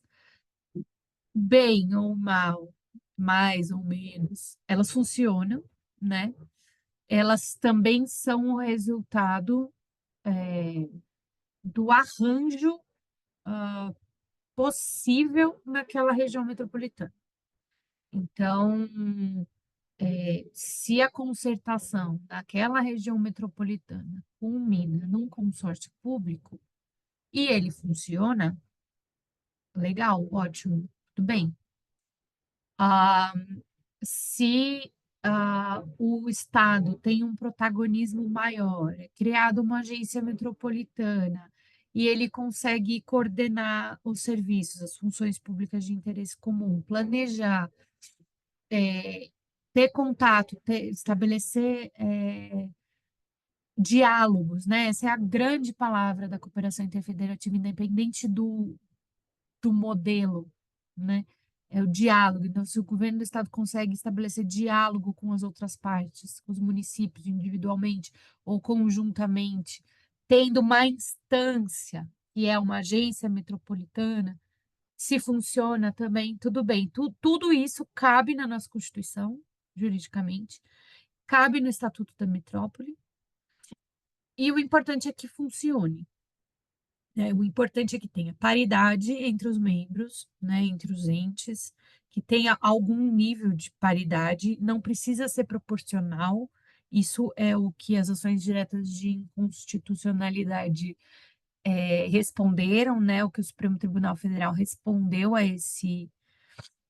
sobre esse caso, então tem que haver a participação de todos os entes, eles têm que ser voz, a participação compulsória deles na região metropolitana criada pelo Estado é uma competência estadual e a participação deles não fere a autonomia municipal deles, porque entende-se que eles são participantes ativos, né? Ou devem dar um jeito de ser participante ativo das decisões que são tomadas no âmbito regional, que é da metrópole, né?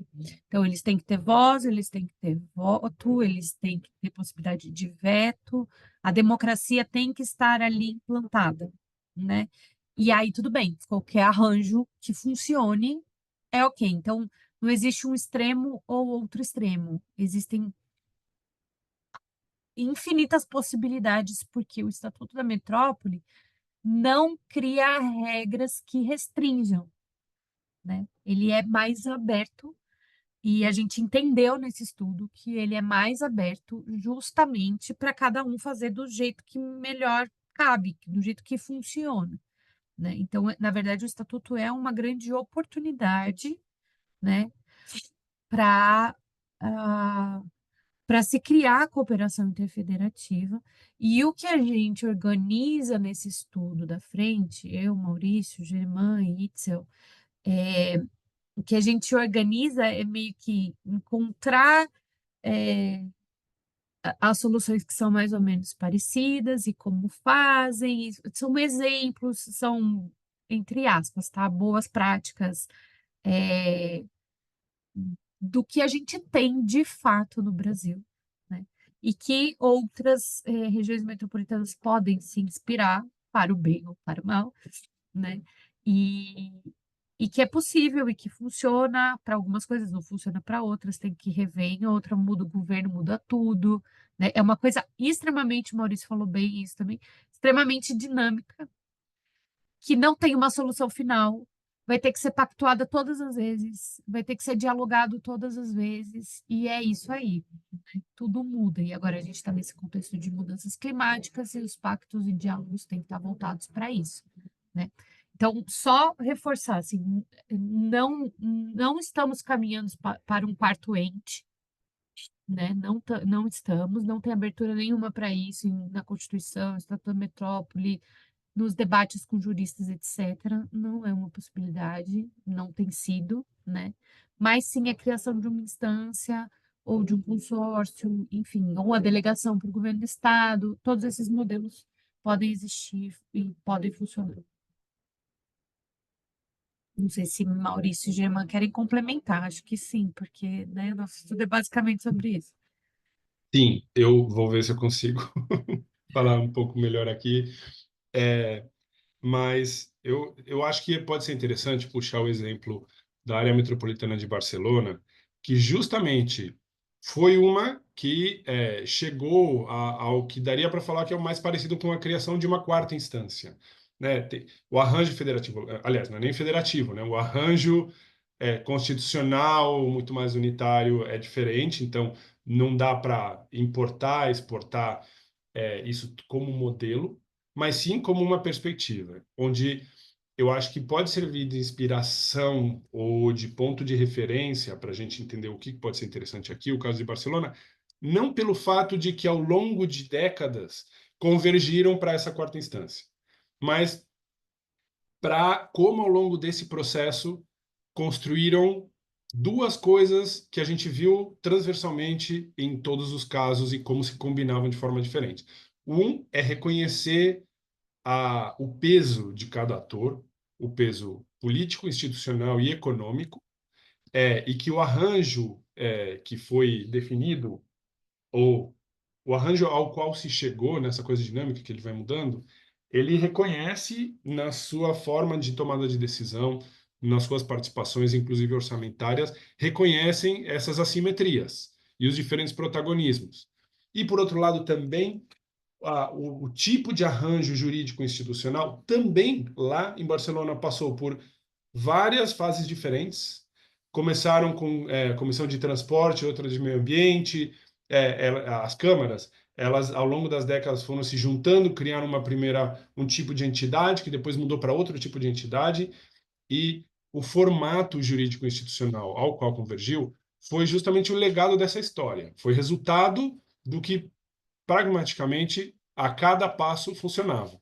E aí eu resgato o que o Maurício falou, a gente tem evitado, por mais que no título, digamos, se proponha colocar modelos, mas na discussão com a própria FNP, a gente foi chegando nessa conclusão de que são tipos de arranjo. Então, quando a gente vê o reconhecimento das diferentes protagonismos e assimetrias, e do tipo de arranjo, a gente consegue constatar aqui que, por exemplo, o caso dos consórcios. O instrumento jurídico institucional do consórcio, ele pode ser formatado, e foi, comparando Aracaju e Recife, para comportar protagonismos diferentes. Então, em um protagonismo do Estado foi reconhecido na participação orçamentária, na liderança nos processos de gestão e planejamento, e no outro se reconheceu a liderança histórica do município de Aracaju. Então, o importante foi como esse processo de construção olhou o cardápio, talvez, de possibilidades, e nem todas as áreas metropolitanas, as regiões metropolitanas vão ter todas as opções no seu cardápio possível, mas eles construíram isso. E aí, talvez, para comparar com o caso de Goiânia, que é um terceiro tipo de assimetria, onde o governo estadual e a prefeitura da capital, os dois, ao longo dessas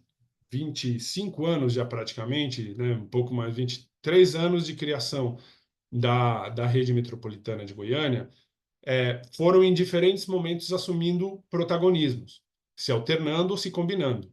Então, o arranjo jurídico-institucional na criação da empresa e da Câmara Deliberativa chegou nesse formato atual, onde o peso proporcional da participação acionária e da participação também no financiamento é idêntico, com 41,2% para o governo do estado e para a prefeitura de Goiânia. E os outros são a participação em diferentes proporções, os outros menos de 20%, de outros 4 municípios que estão numa segunda hierarquia, não é nem hierarquia, num segundo nível, num outro patamar de participação e de peso, e, além disso, tem uma série de outros municípios que não têm participação acionária, mas são parte da rede metropolitana. E eles assumem como premissa que essa participação acionária e de tomada de decisão do governo estadual, com esses 41,2%, abrangem esses outros municípios, fora os 4 mais Goiânia e governo do estado. Então, eu acho que aqui, resgatando, né, exato o que o Maurício e a Bárbara estão falando, o processo de negociação e de desenho conjunto de possíveis soluções e saber que primeiro é um passo, depois o outro, é muito mais determinante do que saber qual que é um possível modelo ou solução pré-estabelecida, porque só pegando a partir de protagonismos e assimetrias e de desenho jurídico, a gente já vê que tem um monte de combinações possíveis. E aí tem outros aspectos que alguns a gente também abordou no trabalho, que deixam isso mais complexo, no sentido de tem muitas variáveis a serem levadas em conta no desenho e na negociação, né? Isso, bom, acabou sendo um pouco mais longa a complementação, mas é isso que eu queria adicionar também. Perfeito, muito obrigada, Bárbara e Germã. Tem uma outra pergunta também do Fagner, que eu vou ler aqui. Depois, Fagner, fica à vontade também para complementar com os seus comentários. A outra pergunta é: considerando entre os desafios apontados, a falta de um fundo, como a gente avalia o impacto de outras ausências no arranjo institucional metropolitano? O Fagner diz que defende que toda política pública, para se manter em pé, precisa de 5 itens: o marco legal, o órgão executivo, fórum de controle social, orçamento próprio e sistema de monitoramento de indicadores específicos. Considerando o balanço feito, como estão as regiões metropolitanas em termos de órgão responsável, de sistema de monitoramento e de fóruns de controle social?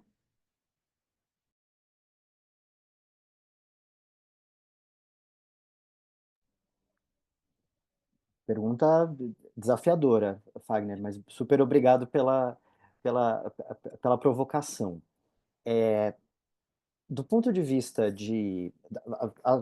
obviamente, a gente está sempre acompanhando as regiões metropolitanas no Brasil, e como é o caso aí de Salvador, esse órgão, ele é raro ainda no país, né?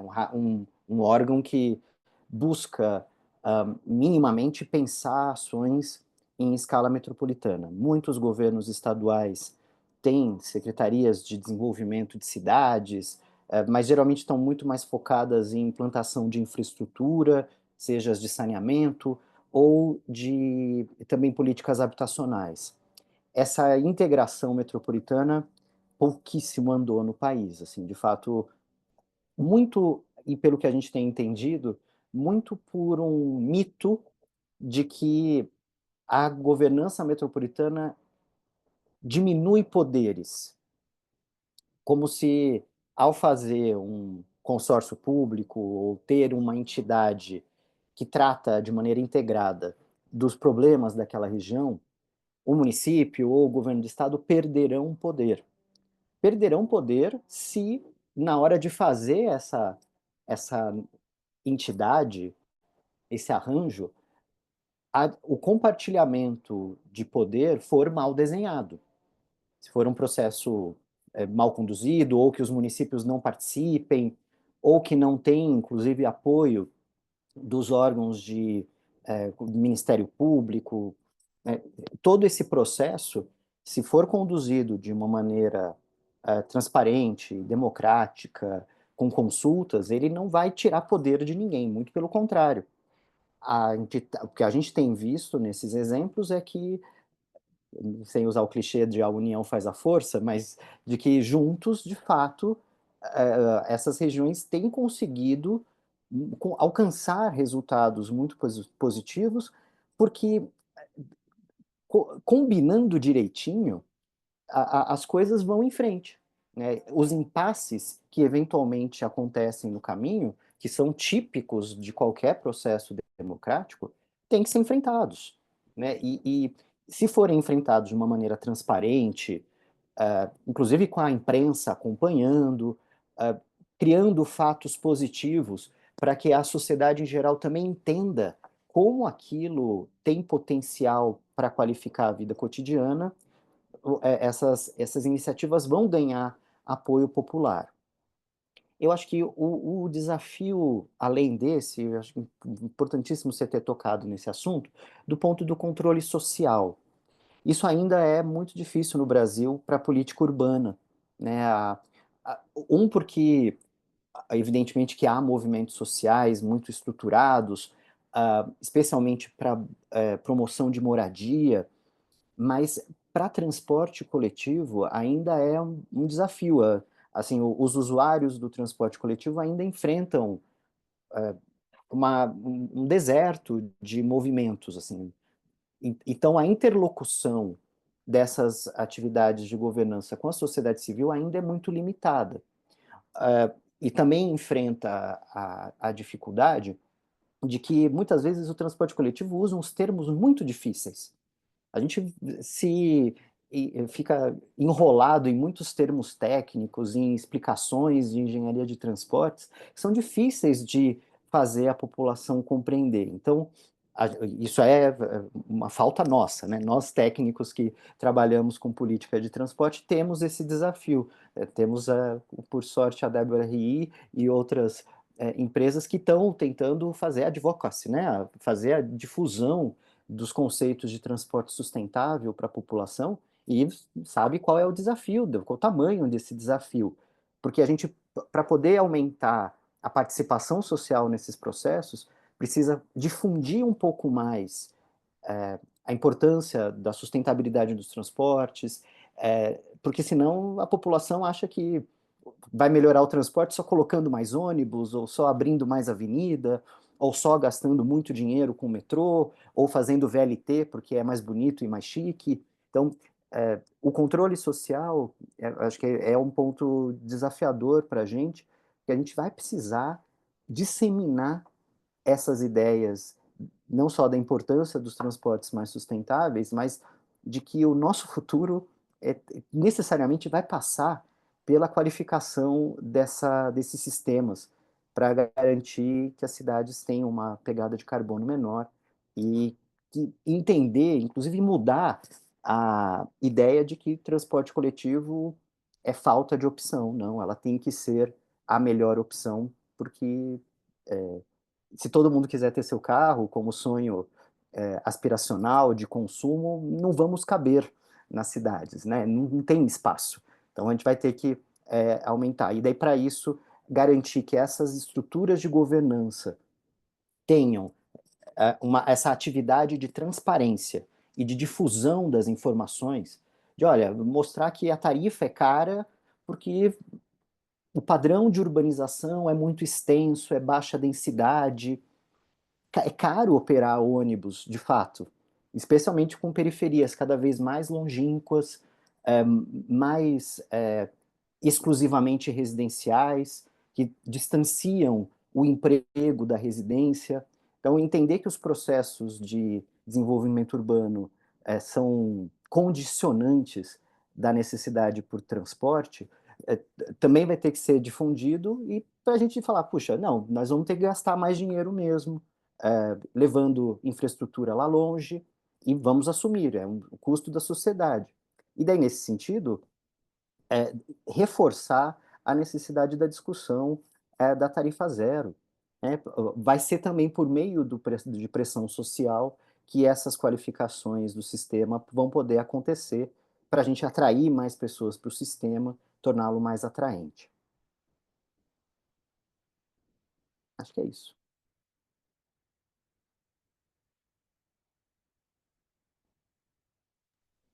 Obrigada, Maurício.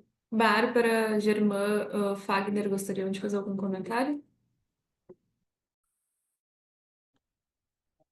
Olá, olá, tudo bem? Conseguem me ouvir? Bom, só parabenizar a todos, né, presentes nessa reunião e aos palestrantes. Acho que, como o Maurício colocou, o Germán e a Bárbara são falas muito ricas e falas que ajudam muito a entender a perspectiva histórica do processo das regiões metropolitanas, né? É uma ideia que já está dentro aí da discussão institucional brasileira há algum tempo, né? Que se coloca essa questão dos 50 anos, mas com muitas dificuldades, momentos de maior pico, momentos onde tiveram uma representatividade, uma presença mais forte dentro do debate público, e outros que, de fato, a coisa deu uma reduzida. A gente acompanha mais de perto, obviamente, o caso aqui da Bahia, onde nós tínhamos uma companhia de desenvolvimento da região metropolitana, a Condé, que era uma companhia bastante forte, bastante significativa em termos de estudos também, que faziam da nossa dinâmica urbana, e hoje ela está mais numa condição de uma companhia de desenvolvimento urbano, né, uma companhia mais focada, de fato, em grandes obras. Então, muda um pouco essa ideia de um órgão de planejamento, um órgão de visualização, de pensar a região metropolitana, né, para ter uma perspectiva mais pragmática. Então, novamente, queria parabenizar todos vocês. Eu só queria o Maurício comentou da questão do órgão de execução e também do Fórum de Participação Social, se puder ter uma palavrinha também com relação à questão do sistema de monitoramento, porque acho que política pública sem monitoramento, sem ter uma meta clara, sem entender como esses processos estão se dando ao longo do tempo, né? Aqui em Salvador, nós temos um plano de longo prazo, aqui pelo âmbito da Prefeitura Municipal de Salvador, que é o Plano Salvador 500, que é quando Salvador completa 500 anos de fundação, né, em 2049. Então, nós fizemos um plano em 2016 para 35 anos.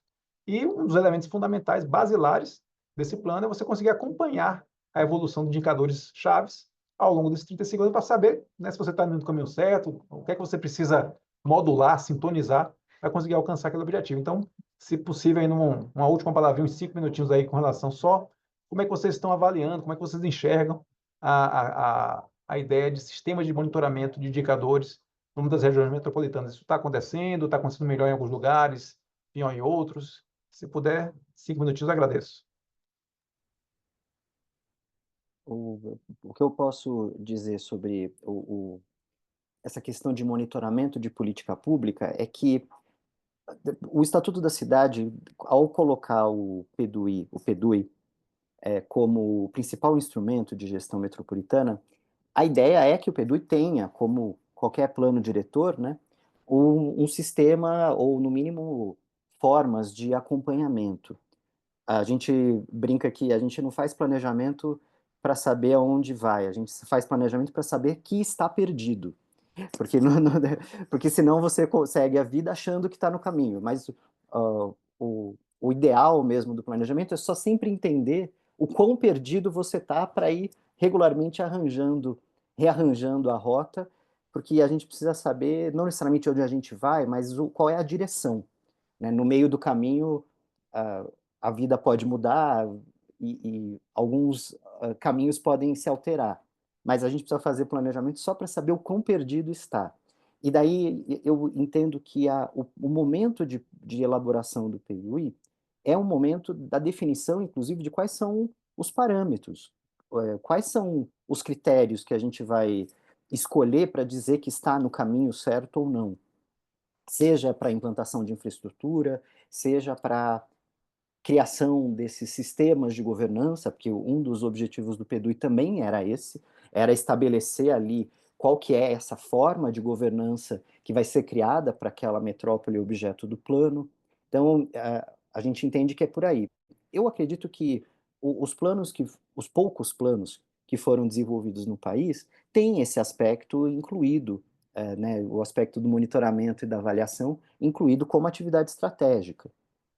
O que a gente vê como revés é que o processo de elaboração dos PDUIs acabou, em alguns casos, ficando um pouco afastado de fato da sociedade, ficou técnico demais, até porque ele é um esforço técnico imenso.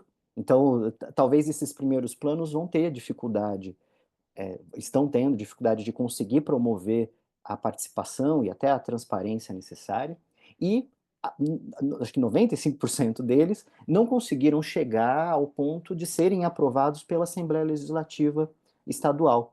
A Bárbara deve lembrar, acho que foram só 2, né, Bárbara? Foi Vitória e mais um outro que foi aprovado, Cuiabá. Então, fiz uma boa leitura labial. Então, e daí, de novo, não se trata de dizer, o PDUI não tem que ser aprovado pela Assembleia ou as assembleias estão atrapalhando o processo. Passar por um escrutínio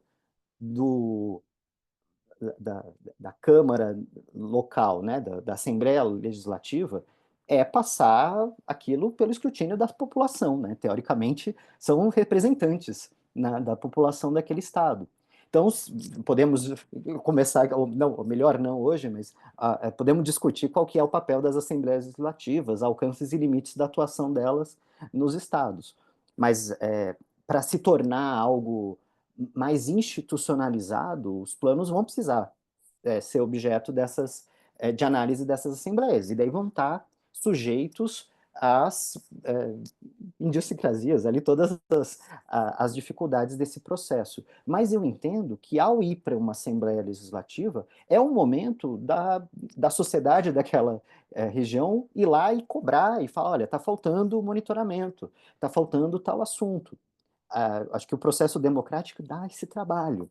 Ele é longo mesmo, ele é lento, mas a gente ainda não encontrou um sistema de governo melhor que o democrático. Então, apesar das dificuldades e eventualmente da lerdeza, é um processo, porque a consulta à população dá trabalho mesmo, e os representantes que estão ali nas assembleias estão também debatendo e têm interesses variados, e eu espero que todos legítimos, mas tem ali, é um momento de debate mesmo. Então eu acho que é isso, acho que eu, como defensor do planejamento sempre, espero que o plano, os PDUIs sejam esse momento de que os envolvidos na sua elaboração sentem e pensem, como é que a gente vai acompanhar essa quantidade de proposta que a gente está fazendo aqui? E é o momento dessa discussão e de criação desses parâmetros. Eu somaria mais uma coisa rapidinho, que o Maurício destacou o monitoramento das metas estabelecidas no planejamento, no processo de planejamento. E isso eu acho que a gente pode complementar com outra fase, que é o monitoramento do serviço da qualidade do serviço prestado, que as duas se encontram, convergem em muitos momentos, e que no caso do transporte público, a gente encontra uma combinação de desafios, começando pela nossa falta de tradição de monitorar a qualidade de serviço, o resultado final entregue na rua das políticas públicas. E no caso dos transportes públicos, tem uma combinação que faz disso um desafio nada trivial, onde para você conseguir ter um monitoramento efetivo do que está sendo prestado na rua em termos de confiabilidade, cobertura, regularidade, frequência, tempos de viagem. Hoje em dia existem muitos dados, um enorme potencial que poderia ser usado para essa finalidade. Então, o desafio não está nas tecnologias existentes. Eu acho que está numa combinação de outros fatores. Uma tradição de que essa informação está na mão das empresas operadoras, tipicamente, e que, então, toda essa discussão que a gente veio tendo de formalizar e dar escala metropolitana para um serviço integrado concessionado, dá mais poder de barganha para quem outorga essa concessão e exigir a disponibilização dos dados, a disponibilização de indicadores de qualidade de serviço dos concessionários, e, por exemplo, os municípios menores que não vão ter essa capacidade instalada técnica institucional para algo tão sofisticado como o tratamento desses dados, a transformar isso em indicadores, eles podem se beneficiar muito desses arranjos metropolitanos, porque aí sim você tem uma escala que você pode negociar a formalização de concessões, exigindo esse tipo de informação, de indicadores de disponibilização de dados. Você tem um poder de barganha na mesa de negociação com as empresas operadoras, que não é algo simples, e a complementação dessa capacidade técnica institucional já instalada. Então, eu acho que isso nos leva, de novo, para os grandes benefícios que um arranjo metropolitano pode dar ao criar essa escala, ao dar uniformidade, ao criar as condições para criar padrões da qualidade de serviço contratado para ver se está sendo efetivamente executado. E há diversas iniciativas em curso, feitas pela FNP, pela WRI, pelo ITDP, pela GIZ. Muitas organizações produzem muito material técnico que são riquíssimos para dar esse suporte, para desenhar os contratos exigindo esses dados, para definir indicadores, para definir processos de monitoramento, para preparar as prefeituras. Então, eu acho que é importante trazer, que você trouxe essa pergunta, colocar isso na mesa e fazer esses vínculos, né, para saber onde tem as referências que podem ajudar as cidades para dar os passos que dá para dar no ponto em que a cidade ou a metrópole está.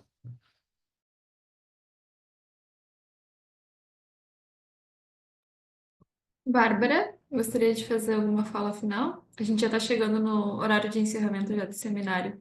Não, eu me sinto muito contemplada com as falas do Maurício e do Germán. Gostaria só de novamente agradecer o convite, a oportunidade de falar sobre as regiões metropolitanas. Claro que nós três somos super suspeitos, mas eu acho um tema candente e que a gente tem que fomentar cada vez mais. Muito obrigada, parabéns pelo evento, pela participação, né, dos representantes dos municípios, e fico à disposição para dúvida, conversas, enfim. Obrigada. Eu que Faço minhas agradeço. as palavras da Bárbara também. Aproveito e faço minhas também. Muito obrigado pela oportunidade. Sempre bom trocar ideia sobre isso. A gente que agradece. Fico muito feliz de ter tido essa oportunidade também de aprender muito com vocês. Acho que foi um debate muito qualificado. Agradeço Bárbara, Maurício, Germán e Fagner também pela participação e todos que estão aqui participando com a gente. Mário, eu gostaria também de fazer uma fala de encerramento. Mas agradecer também aos nossos convidados e convidada, e também agradecer a você também que está e a você, Milena, né, todo o WRI, por todo o suporte, pela parceria nesses anos todos aqui pelo Fórum Unicidades. E também agradecer a você, associado aqui do Fórum, pela oportunidade também de estarmos juntos e crescermos juntos. A FNP que está, né, nesse momento também de aniversariando, né, nos seus 35 anos, e ter o WRI como parceiro, mas também ter o fórum como esse subsídio técnico para a gente levar para os nossos prefeitos e prefeitas e agora eleitos, para a gente juntos construir políticas públicas mais eficazes e com mais robustez para os nossos municípios, nos nossos munícipes, principalmente. Então, agradecer a você também que está nos acompanhando pela gravação, aqui pelo canal também do YouTube do Fórum. Continue acompanhando nas nossas redes sociais, inclusive a gente agora está no LinkedIn também, também no nosso Instagram, no @Fórum Unicidades, para a gente estar juntos, compartilhando novidades sobre esse tema tão importante que é o planejamento e desenvolvimento urbano, onde também a gente está sempre aqui com a FNP. Obrigada, Mário. Obrigada, pessoal. Boa semana para todos e um bom feriado na sexta-feira. Bom evento para quem vai para o 20 também. Tchau, tchau.